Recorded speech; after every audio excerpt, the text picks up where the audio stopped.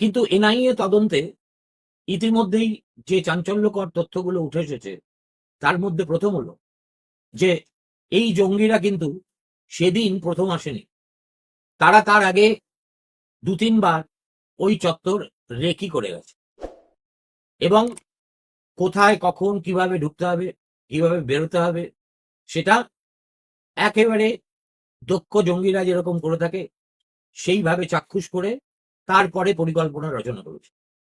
তার চেয়েও যেটা চাঞ্চল্যকর সেটা হলো নিজেদের মধ্যে যোগাযোগের জন্য এবং পাকিস্তানি হ্যান্ডলারদের সঙ্গে কথাবার্তা বলার জন্য তারা চীনের দেওয়া এমন অত্যাধুনিক একটা যন্ত্র ব্যবহার করেছে যেখানে সিম কার্ডের কোনো প্রয়োজন হয়নি।